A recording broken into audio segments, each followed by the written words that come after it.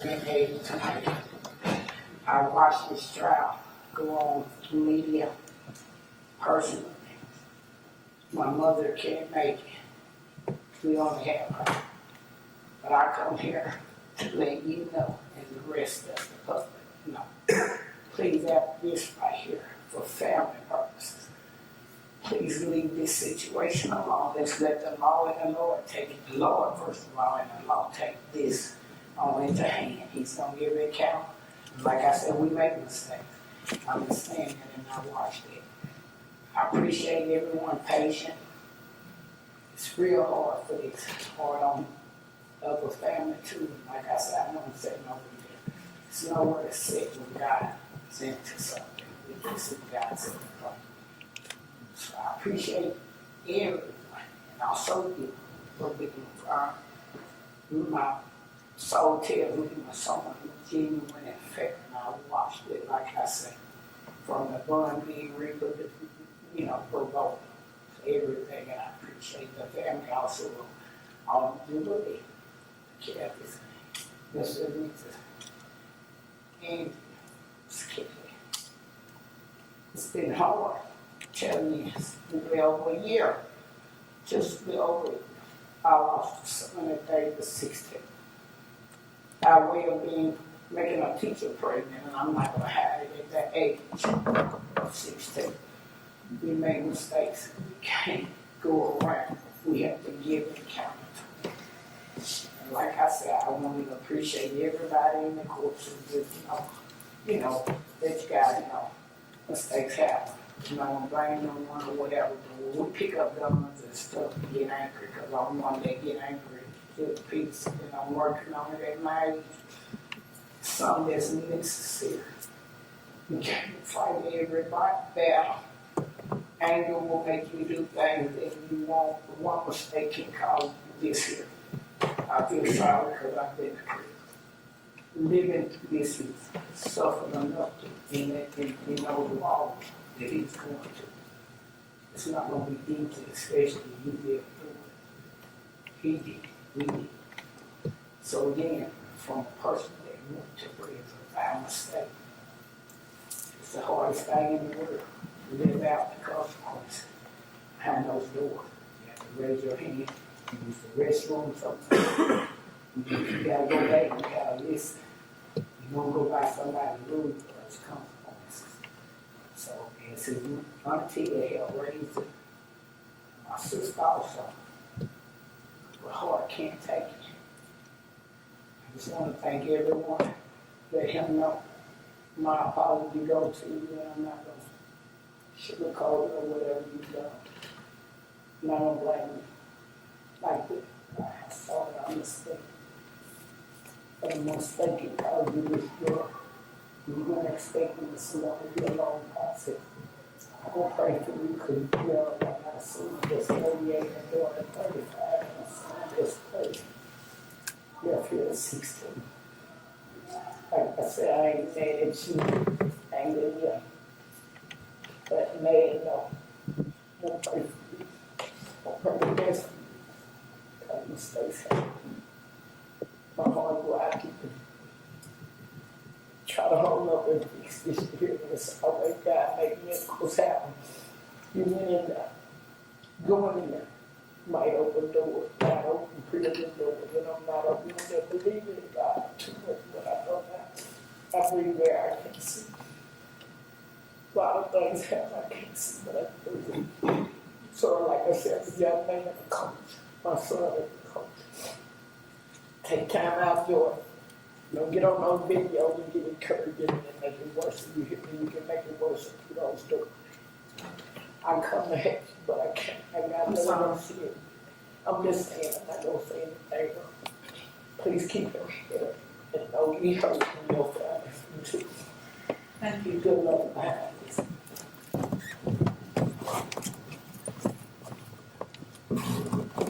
Thank you.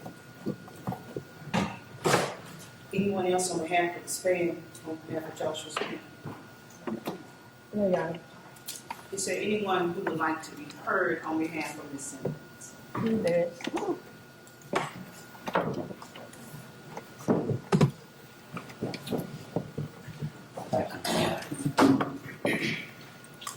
Kelly Simpkins. I'm the father of Jubilee Simpkins.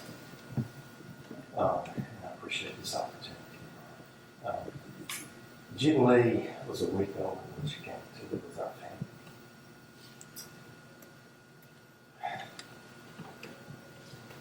She was my baby girl from the age, up until the age of 8 or 9. She was always on my shoulders, or if in church, she was on my lap. And I don't think, Mr. Cumins, you realize the pain and agony that you cause to people. It's really like a death by 1,000 cuts. It's the everyday things in life that we miss from our Jubilee. It's her busting in the house saying, "Ange." It's her giving me nicknames. It's us texting and saying, "Are you going to come for dinner tonight?" All of those things are gone. It's Christmas. From the time our first child was born until this day, we always take a family photo at Christmas with Santa at the mall. From the time Jubilee was born till the time she died, we took a photo. You can go at Christmas time and you can look at our table and you can see year 1, 11 months, year 1, year 2, year 3, year 4. You can see Jubilee grow up in those photos. But that's never going to happen again. You've taken a daughter, a sister, an aunt, and a friend of many. And I don't think you realize what we had to go through. When we busted up to the scene, we weren't allowed to see her body. And the questions that we asked ourselves, what was she thinking in those few minutes before she died? Was she in pain? Did she remember how much we loved her? We weren't allowed to see the body then, and by the time we got back to the funeral home, there was skin shrinkage, slippage. That's when the skin falls off the bone. When the medical examiner keeps the body that long, you have to do things to keep the skin on the bone. We have to wrap her in plastic. The night before the funeral, we had to go and get hose that would match her beautiful ebony skin to cover it up. And then by the time you get a body back from the medical examiner, the embalming, the efficacy of embalming diminishes. So there's that smell of death that lingers over the body. That's what we had to deal with. Mr. Cumins, you should know, though, that we don't hate you, that we have prayed for your soul almost every day, and we will do that until the day we're no longer able to do it. We want you to know we forgive you. But the one thing I learned from the Bible, from survivors of the Holocaust, survivors of child abuse, is that there can be forgiveness and there can be justice. Some people think those are mutually exclusive. They're not. There can be justice and forgiveness. And so I would say to the families of and friends of Josh Spann that we weep and we grieve with you for your loss.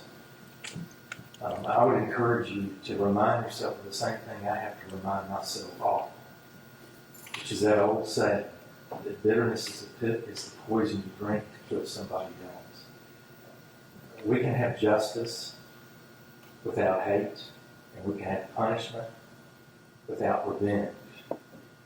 And so I would encourage that. I would not be able to forgive you if it hadn't been for the fact that someone received the just punishment for my sins, Jesus. So I see it in the Bible, and I experience it in my life, that there can be justice and forgiveness. And I hope that's something that you think about as you spend your life in prison. As far as the saints goes, Judge, my family and I talked about it, and there are some things that make us feel less than charitable. The videotape from the jail, the lack of any remorse and admission of fault and guilt, the effort by him and his family members and his girlfriend to manipulate the system during the trial, the complete disregard for the court's order regarding the bond,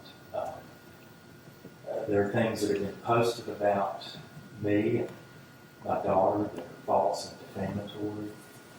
But at the end of the day, what I want is a sentence that honors Jubilee and Josh's lives, but I also want it to honor Gwen and Kurt and Brad for the work that they did on this case. I want it to honor Jermaine McGee and the Capitol Police for what they did. And I want it to honor the court because this trial was conducted with the greatest of dignity and professionalism.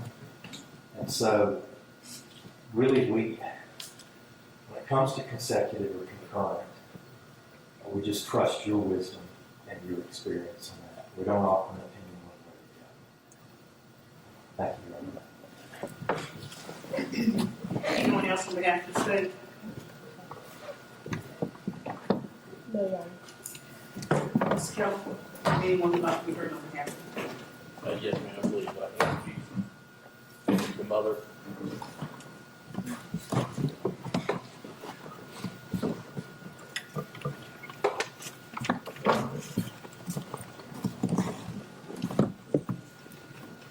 Hey, I'm Jordan Cumins' mother, and I'm here to ask you for leniency in his sentencing.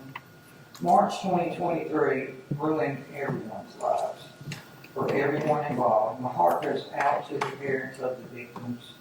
No parent should ever have to bury their child, and I know for a fact how that feels. I had to bury my son at the age of 23, so I know that firsthand. Jordan deserves a second chance in life. He had no intentions of killing anyone that day. No one at all. There are several other people involved in all of this that should be charged also. I'll never ever understand why this generation thinks that everything should be handled with guns and violence. Guns and alcohol never mix. Jordan had a great job and was doing great and getting his life together before this all happened. He's not the devil that the media and the prosecutors have made him out to be. Please find it in your heart to have some leniency on his sentence.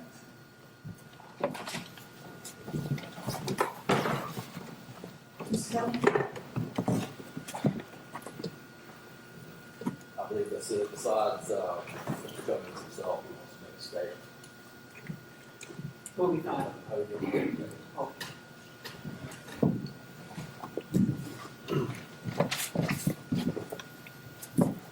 I just want to say that I deeply regret the deaths of Jubilee, Simpkins, and Joshua Spann. It wasn't my intention, and I'm truly sorry to all the families. Really, really, I'm truly sorry. I don't know. I can't tell you that I know how it feels to lose a child, but I just want to give my condolences to the family. Judge, I'd like to have that into the record. This has been reviewed by the state. It is a letter to the court from Jenny Lubitz.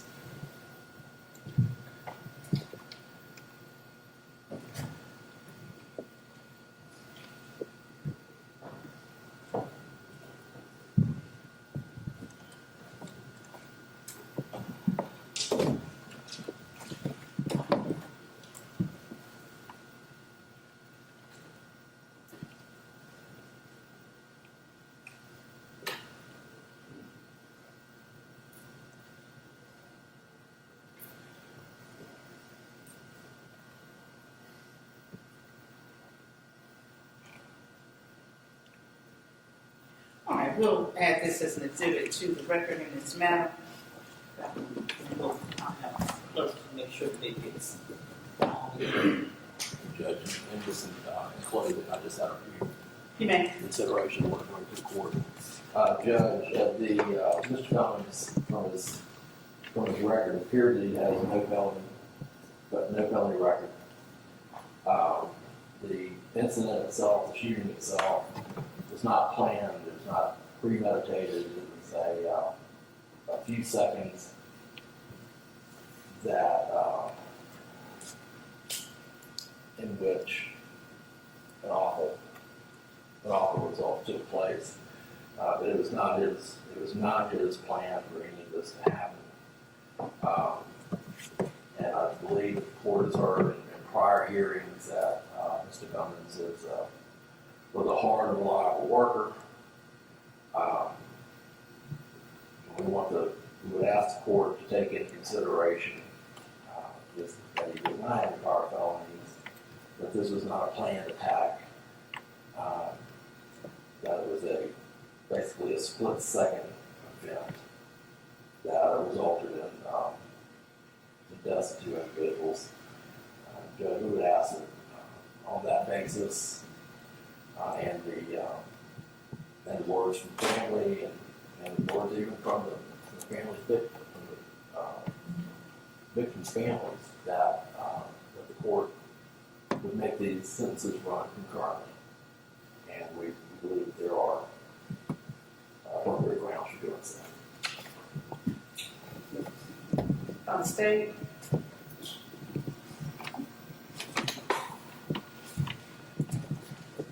Yes, Your Honor. The state would just like to add that Your Honor sat through the trial, was a very long one, and has been on through the pendency of the history of this case, and we would just refer to the court of whatever the sentence the court deems appropriate.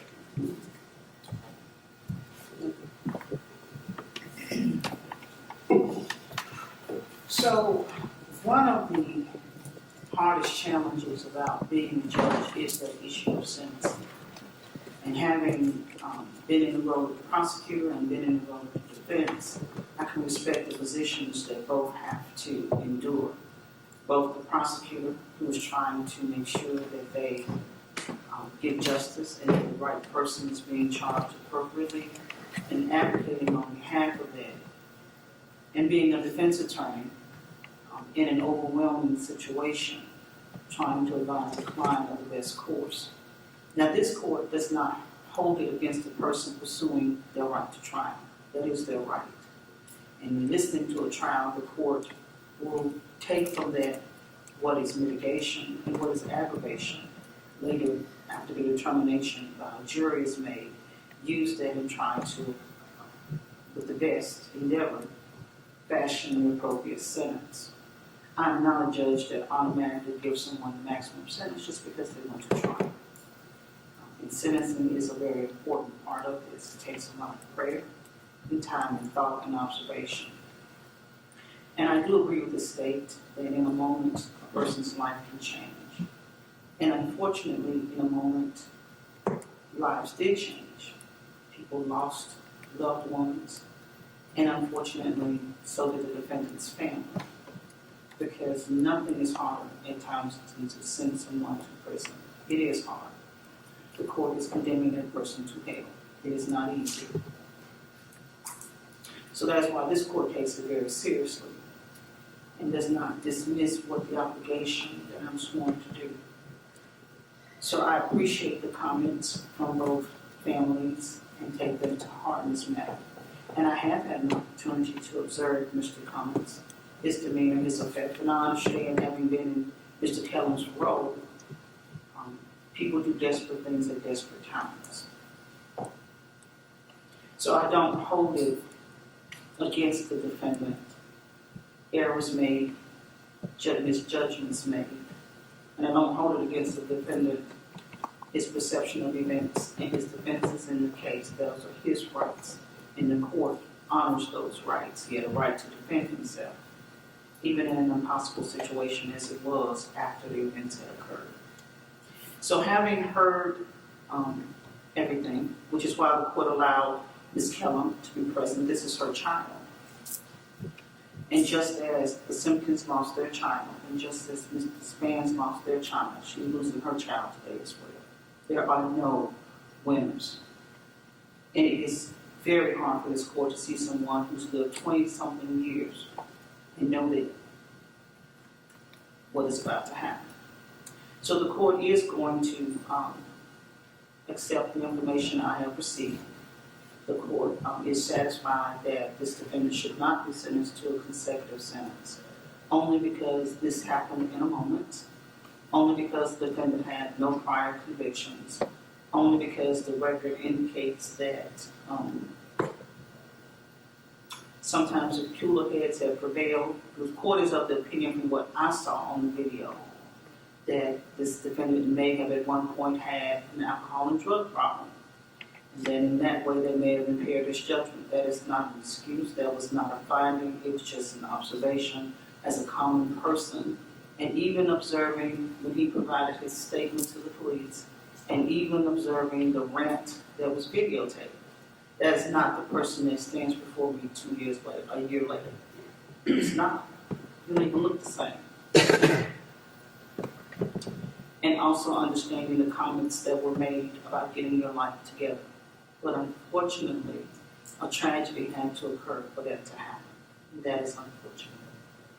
So the court finds that jury have found defendant Jordan Cumins guilty of first-degree murder in count 1 and guilty of first-degree murder in count 2, finds the defendant shall be sentenced to a period of life in the custody of Mississippi Department of Corrections in count 1, and a sentence of life in the custody of the Mississippi Department of Corrections in count 2, and that those sentences shall be served concurrently.